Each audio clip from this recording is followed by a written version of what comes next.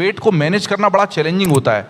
Coach को, dietitian को बहुत ध्यान रखना पड़ता है, लगातार ऑब्जर्व करना पड़ता है। लेकिन हमने देखा था कि अमन के साथ भी दिक्कत हुई, इनका थोड़ा वजन ज़्यादा निकला था, तो उसमें कोच की क्या भूमिका रहती, पहलवान से कहाँ दिक्कत हो जाती, क्योंकि 100 ग्राम वजन ज़्यादा था विनेश का और उसमें इतनी दिक्कत हुई कि दुनिया, पूरा देश इंतजार कर रहा था और वो मेडल, उस चीज़ ने भारत के लोगों के, कुश्ती प्रेमियों के और खेल प्रेमियों के मन से अभी दिमाग से निकला नहीं है।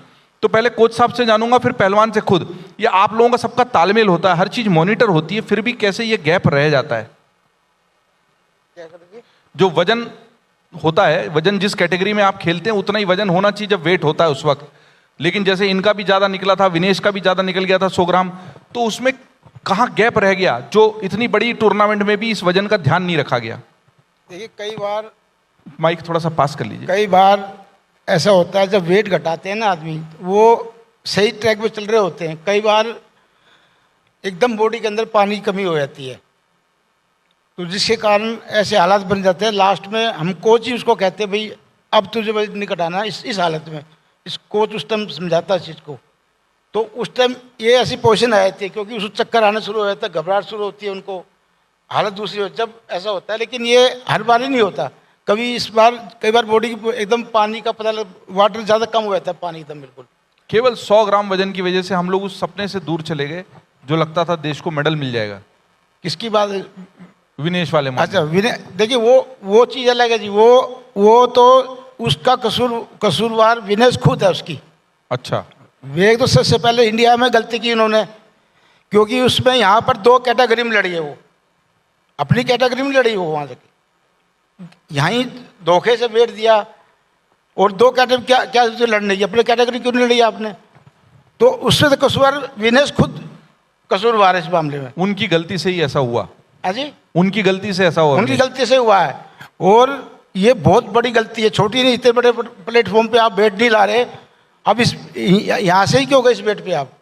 विनोद जी, अगर आप उस मौके पर वहाँ पर होते, आप भी भारतीय टीम के चीफ कोच हो, मान लीजिए अगर आप उस मौके पर वहाँ पर होते तो आप क्या करते उस वक्त? नहीं, मैं तो बिल्कुल, मैं तो उसको बैन लगना चाहिए 4 साल के लिए। ये छोटी गलती नहीं, बहुत बड़ी गलती है जी। और ये जो गुमराह किया इस बारे में कि वेट नहीं आया, आप लोगों को नहीं पता वेट ज़्यादा था, 100 ग्राम नहीं था वेट, 100 ग्राम वेट नहीं था उसका, और ज़्यादा था, ज़्यादा वेट था। ये लोगों को नहीं पता इस बारे में जी। हम तो हाँ, आप लोग जो बताएं। हाँ जी, हाँ जी। 100 ग्राम तो आदमी बाल भी काट लेगा, और भी चीज़ से ले आएगा, वेट लेके आ सकता है। तो ये अमर उजाला संवाद के मंच से बड़ा खुलासा हमारे कोच साहब कर रहे हैं कि जो विनेश वाला मामला था उसमें उन्हीं की गलती थी, और जो ओवरवेट माना गया था वो केवल 100 ग्राम नहीं था, उससे भी ज़्यादा था। तो हम कोशिश करेंगे इसके तहत, लेकिन ये बड़ी बात संवाद के मंच से आई है। और चूंकि मेरे पास 2 बार टाइम अप का इशारा आ गया है, इस वजन वाले मामले में अमन जी, आप खुद पहलवान है, कोच का बयान तो हमने सुन लिया, आपका क्या कहना है? ये वेट मैनेज करना, इसमें वो कह रहे हैं कि पहलवान की खुद की गलती है, आपका क्या कहना है इस मामले? आप भी इससे गुजर चुके हैं। देखो जी, सबसे पहले तो प्लेयर की जिम्मेवारी है वेट लाने की। तो कई बार शरीर में हो जाती है मतलब दिक्कत, वेट घटाते वक्त पेट में दिक्कत हो गई, कहीं और मतलब कोई प्रॉब्लम हो गई शरीर में, तो कभी कभी नहीं भी आता। तो हर बार ऐसा नहीं होता, मतलब हम पहले से ही सेट करके चलते हैं, हाँ भाई ये टूर्नामेंट है तो इसके हिसाब से इस दिन इतना वेट दिखाना है। तो अगले हमारा ऐसा हो गया कि भाई अगले दिन भी वेट दिखाना पड़ता है। पहले तो ऐसा था भाई पहले दिन ही फाइनल सब कुछ हो गया, अब फाइनल और मेडल बाउट अगले दिन होती हैं, तो फिर अगले दिन भी हम ऐसे ही करते हैं भाई अगले दिन भी दिखा पाएँ, हम पहले से सब कुछ सेट करके चलते हैं जी। चलिए, एक मेरा सवाल संग्राम से था। कई सालों से सोच रहा था कि आमने सामने कभी रूबरू होंगे तो पूछेंगे। कई बार मुझसे लोग पूछते हैं कि प्रोफेशनल फाइट्स, लोग कहते हैं प्रोफेशनल फाइट्स तो नूरा कुश्ती होती है, इसमें कितनी सच्चाई है संग्राम भाई? आप तो खुद प्रोफेशनल फाइट्स भी लड़े हो, अब MMA लड़ने जा रहे हो मिक्स मार्शल आर्ट्स में, वो भी पाकिस्तान के साथ 2-2 हाथ करोगे मलेशिया में। देखिए भाई साहब, क्या है कि हम सबसे बड़ी वर्ल्ड की डेमोक्रेसी हैं और सबके अपने विचार अलग अलग हैं। अब आप खुद बताओ कि राजनीति क्या है?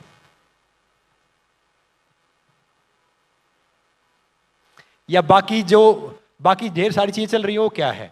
तो क्या होता है कि कहना नॉर्मल बात है, बाकी उस लेवल पे जब आप जाते हो ना, बाहर जाते हो, तो ये चीज़ें संभव नहीं है। और आजकल के ज़माने में बिल्कुल भी संभव नहीं है, क्योंकि आजकल का ज़माना इतना एडवांस है, सोशल मीडिया है या बाकी ढेर सारी चीज़ें इतनी एक्टिव हैं कि आप जो ये बात हम सोच रहे हैं, कर रहे हैं, ये वन ऑफ द बहुत डिफ़िकल्ट हैं। और मेरा मानना ये है कि अब मैं किसी हार जीत के लिए नहीं खेलता। मैं खेलता हूँ भाई, जब मैं 40s में कर रहा हूँ तो यंग बच्चे 30s में कर सकते हैं, 20s में कर सकते हैं। तो अगर कोई भी एक भी बच्चा इससे इंस्पायर होता है स्पोर्ट्स के लिए, फिटनेस के लिए, या अपनी लाइफ में कोई करियर में कुछ अचीव करने के लिए, तो मेरी जीत तो वही हो जाती है। और अब जो उम्र है, उस उम्र में ना ये कुछ करने की ज़रूरत है, ना खेलने की ज़रूरत है। ये तो कहते हैं ना कि आपके पैशन को प्रोफेशन बना लो। और मैं एक बात हमेशा बोलता हूँ कि मकान और इंसान टूट के नया बनता है। और जब हम अपनी लाइफ में आते हैं ना, तो हम ठोकर खा का ठाकुर बने भाई साहब, सीधा ठाकुर बनता है ना, गिर जाता है। तो इसीलिए we mature we damage not age. तो ये सीखते हैं। मैं ढेर सारी चीज़ें सुनता हूँ और मुस्कुरा देता हूँ। कोई भी कुछ कहता है ना कि भाई ये बोला तो मुस्कुरा दिया, दूसरी चीज़ बोला फिर मुस्कुरा दिया। क्या है कि अब इतना बड़ा देश है, इतनी ढेर सारी चीज़ें हैं, तो हमें वो सोचना चाहिए। बस बाकी मेरी एक चीज़ सर्वोपरि रहती है कि भाई मेरा देश महान, तो मेरा क्या योगदान, मैं अपने देश के लिए बाकी चीज़ों के लिए क्या बेहतर कर सकता हूँ, वो मैं व्यक्तिगत कर सकता हूँ। जैसे टबैको है, गुटखा है, कोल्ड ड्रिंक है, बैटिंग ऐप है, वाइन है, मैं प्रमोट नहीं करता। मैं नहीं बोलूँगा कि क्रिकेट वाला करेगा, फिल्म वाला करेगा, वो सही है गलत है, कोई सही गलत नहीं है, क्योंकि हम किसी को जज नहीं कर सकते। तो इसीलिए मैं अपने हिसाब से बोलता हूँ, अपने हिसाब से सोचता हूँ। और मेरा मानना ये है कि जब हम यहाँ हैं, आप कहीं भी चले जाओ भैया, हमारे से बेहतर कोई देश है नहीं। भारत सबसे बेहतर देश है, बशर्ते थोड़ा सा करप्शन कम हो जाए, क्योंकि अपने यहाँ पे हर शाख पे उल्लू बैठा हुआ है। तो थोड़ा कम हो जाए तो हम पता नहीं कहाँ से कहाँ पहुँच जाएंगे, आगे पहुँच जाएंगे। तो बाकी भाई साहब ये चीज़ ठीक है, ये चीज़ अच्छी है, कहने में अच्छी लगती है। 18-20 साल के होते तो हमें बोलते कि बिल्कुल ये सही है और गलत है। और पाकिस्तान के खिलाफ हो ना, तो सच बता रहा हूँ, रात को नींद नहीं आती है। टेम्परेचर 100 डिग्री पहुँच जाता है बॉडी का 97.8 से, और आप कूल दिखने की कोशिश करते हो, कूल नहीं होते हो। बाथरूम जाते हो, बाथरूम उतरता नहीं है। टॉयलेट जाने की कोशिश करते हो, होती नहीं है। तो मतलब हर सिचुएशन डिफरेंट है। उठा के पटकोगे फिर पाकिस्तान। जो प्रेशर जितना होता है ना, अगर वो उसको बखूबी हैंडल कर लेता है, वो विनर हो जाता है। और मेरा मानना ये है कि देखो, मेरी लाइफ का जो रिजेक्शन है वही मोटिवेशन है। चल नहीं सकते थे तो रेसलर बन गए, बोल नहीं सकते थे तो कहीं ना कहीं स्पीकर बन गए, आमिर जवान से लेके ढेर सारे टीवी शो करने का मौका मिला, अब फिल्म करने जा रहे हैं। तो जहाँ पे रिजेक्शन मिला वहीं पे मोटिवेशन है। तो याद रखना, हमें जिंदगी में कोई नहीं हरा सकता। अगर हम खुद से नहीं हारते तो किसी की औकात ही नहीं है कोई हमें हरा सकता है। बहुत बढ़िया बात कही संग्राम जी ने। और उम्मीद तो ये है, मतलब इच्छा ये है कि ये चलता रहे सत्र। तीनों की कहानियां इतनी जोरदार हैं, रोचक हैं, रोमांचक है कि हमें प्रेरित करती हैं। लेकिन मल्लिका आप 2 बार मुझसे कह चुकी कि सर अगले सत्र की तैयारी भी हुई है, इन लोगों को भी अपने कैंप में पहुंचना है। मैं तीनों का फिर से धन्यवाद करता हूं कि अमर उजाला संवाद के मंच पर आए, अपना समय दिया और अपनी बातचीत से हम लोगों का हौसला बढ़ाया। हम इस बात पर रोकेंगे कि कोच साहब ने जो कहा है कि अब जो पूरी 6 कैटेगरी है उसमें सब 6 के 6 में गोल्ड आएंगे। हम ताली बजाकर अभिनंदन करते हैं, इस्तेकबाल करते हैं, और हम इतनी जोर की तालियां तब बजाएंगे जब हमें ये गोल्ड मेडल सचमुच आते हुए दिखाई देंगे। अगर आप ये वीडियो YouTube पर देख रहे हैं तो हमारे चैनल को सब्सक्राइब कर बेल आइकन दबाएं, और Facebook पर देख रहे हैं तो हमारे पेज को लाइक करें।